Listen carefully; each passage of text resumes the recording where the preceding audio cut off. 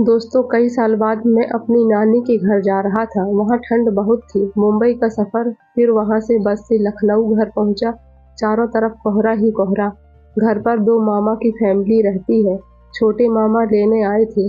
छोटे मामा मास्टर हैं। उनके 3 बच्चे थे। सुबह सुबह घर जाते ही मामी ने नाश्ता दिया और नाश्ता करने के बाद मैं नहाने चला गया। बता दूं दोस्तों, मेरे बड़े मामा बेंगलोर में रहते हैं। उनका बड़ा लड़का भी बेंगलोर में रहता है। वो साल भर में कभी-कभी ही आते हैं।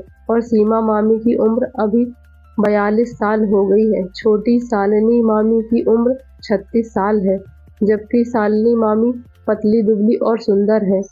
मैं अपना सामान ऊपर के खाली कमरे में रखा, बैग में से तौलिया और कपड़े निकाल ही रहा था, तभी मामी आई और बोली, प्रकाश, तौलिया जल्दी नहीं सूखेगी, इसलिए ये लो, अपनी मत निकालो और कपड़े उतार कर दे दो धोने के लिए। मैंने कहा ठीक है। ऊपर 4 कमरे थे, जिसमें एक सीमा मामी का था, एक शालिनी मामी का और एक हमारा। पर शालिनी मामी और मामा नीचे सोते थे। बच्चे भी नीचे दूसरे कमरे में सोते थे। मैंने कपड़े उतार दिए और तौलिया लपेट लिया। फिर सीमा मामी आई तो मैंने सब कपड़े दे दिए। फिर मामी ने मुझे देखा और बोली, तुम्हारे बगल में ये घाव कैसा? मैंने कहा, कुछ खरोंच लग गई थी। तो ये नाखून के निशान है। और मामी मुस्कुराई।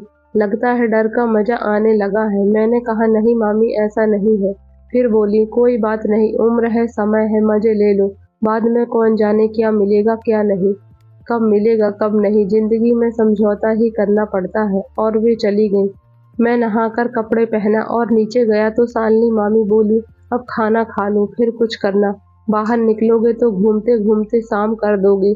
मैं खाना खाने बैठा और शालिनी मामी पर मेरी नजर गई और मामी ने मुझे देख लिया और अपनी आंखें ऊपर करके बोली, और कुछ चाहिए तो बोल देना। मैं खाना खाया और घूमने निकल गया। जब शाम को आया, सबके साथ बातें की और सबको उनका सामान दिया जो साथ में मैं लेकर आया था। दोनों मामी को साड़ी दी और मामा जी को शर्ट, बच्चों को चॉकलेट। फिर थोड़ी देर बैठ गया, सबने बातचीत की। फिर मैं सोने चला गया। मैं अपने कमरे में मोबाइल देखने लगा और चैटिंग कर रहा था। दरवाज़ा लॉक नहीं था, बस लगाया हुआ था। तभी करीब 10 बजे सीमा मामी आई और बोली, लो दूध पीकर सो जाओ। मैंने गिलास लिया तो बोली, ये गुड़ खाकर दूध पियो, गर्मी रहेगी, आज ठंडी बहुत है। मैंने कहा, गुड़ खाने से गर्मी होती है क्या? मामी बोली, हाँ, तुम्हारे छोटे मामा को गुड़ खाकर ही सोते हैं और ठंडी में बाइक पर घूमते हैं। फिर मामी हंसने लगी। मैंने कहा, आप भी पी लो। वे बोली, मैं क्या करूँगी पीकर, मुझे थोड़ी बाइक चलानी है। मैंने कहा, पर दिन भर काम करती हो, खेतों में जाती हो, तो आपको भी खाना पीना चाहिए। फिर वो बोली, मुझे नहीं चाहिए, नुकसान करेगी। और उनकी आंखों में आंसू आ गए। मैंने कहा, क्या हुआ, कोई दिक्कत है?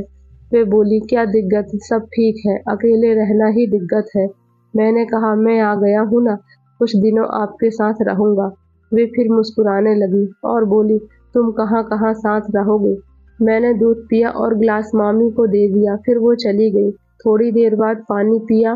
फिर टॉयलेट थोड़ा बाहर बना था, इसलिए टॉयलेट के लिए बाहर जाना पड़ता था। जब मैं टॉयलेट करके घर वापस आ रहा था तो छोटे मामा की खिड़की के पास पहुंचा तो कुछ आवाज़ आ रही थी। मैं समझ गया। मैं चुपचाप मन में सोचते सोचते जाने लगा। ऊपर आया और दरवाज़ा लगाया धीरे से। फिर वही दिमाग में लगा, इतनी ठंडी में मज़े तो इनके ही हैं। तभी अचानक मेरा दरवाज़ा धीरे से खुला। सामने सीमा मामी थी। वे पूछने लगी, क्या हुआ? मैंने कहा, कुछ नहीं, नीचे गया था, बाहर तो बहुत ठंड है। मामी बोली, ये शाल लो, ओढ़ कर जाया करो। अपनी शॉल मुझे दे दी। मैंने कहा, नहीं, अब नहीं जाना, आप रखो।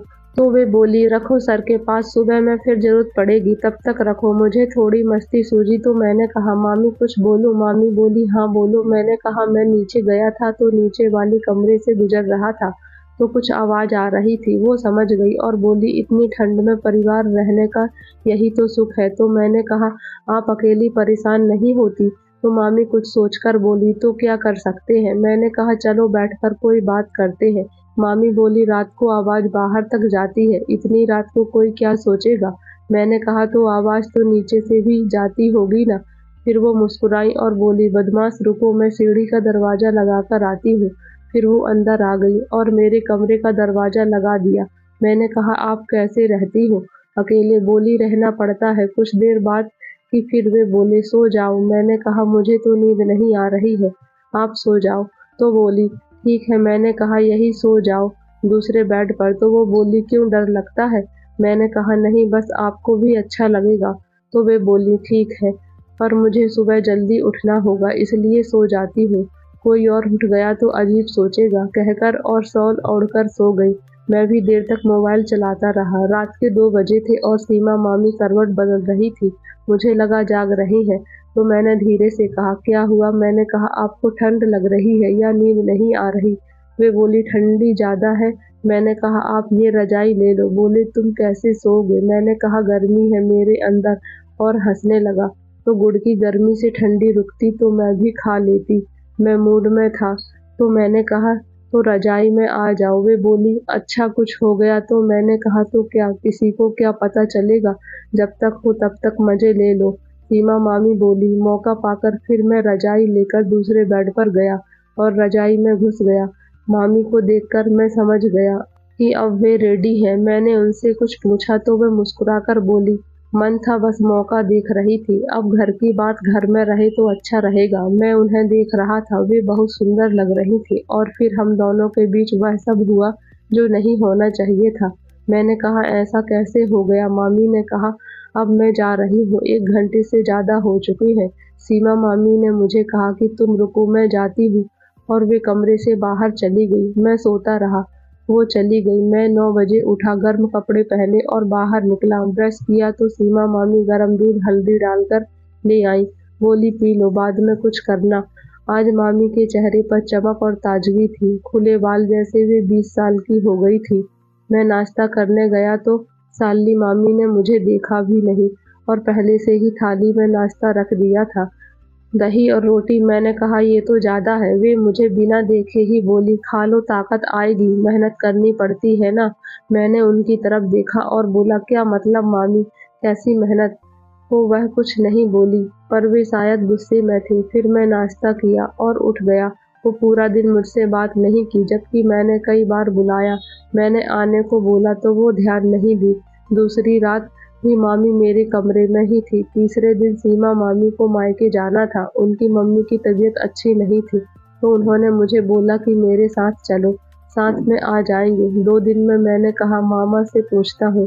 सालनी मामी ने यह बात सुनी तो मेरी तरफ देखा, पर कुछ बोली नहीं। शाम को मामा ने मुझे बुलाकर कहा, भाभी को उनके मायके जाना है तो तुम बाइक ले जाओ। मैं 2 दिन के लिए बाहर जा रहा हूँ, तुम उनको आज ही छोड़कर वापस आ जाना। यहाँ घर पर कोई नहीं रहेगा तो किसी को रहना चाहिए। सीमा मामी भी सुन रही थी, पर कुछ बोली नहीं। पर मैंने देखा सालनी मामी खुश हो रही थी कि इन दोनों को साथ नहीं रहने दूंगी। फिर मैं सीमा मामी को उनके मम्मी के घर छोड़ा तो मामी बोली, तुम कब जाने वाले हो? मैंने कहा, अभी 1 हफ्ते रुकूंगा। तो वे बोली, कल रात को या परसों सुबह मैं इंतजार करूंगी। मैंने कहा, ठीक है। मामी को छोड़कर रात को मैं वापस आ गया। दूसरे दिन मुझे घर से फ़ोन आया कि मेरे पिताजी को मेरी ज़रूरत है, उन्होंने मुझे वापस बुलाया है और मुझे अचानक घर वापस जाना पड़ा।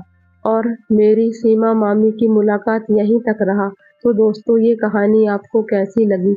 यदि अच्छी लगी हो तो वीडियो को लाइक और चैनल पर नए हैं तो चैनल को सब्सक्राइब ज़रूर कर लें, ताकि इस तरह की मज़ेदार कहानियाँ आपको डेली सुनने को मिलती रहे। कहानी में यहाँ तक बने रहने के लिए आपका बहुत बहुत धन्यवाद। मिलते हैं ऐसी एक नई कहानी में।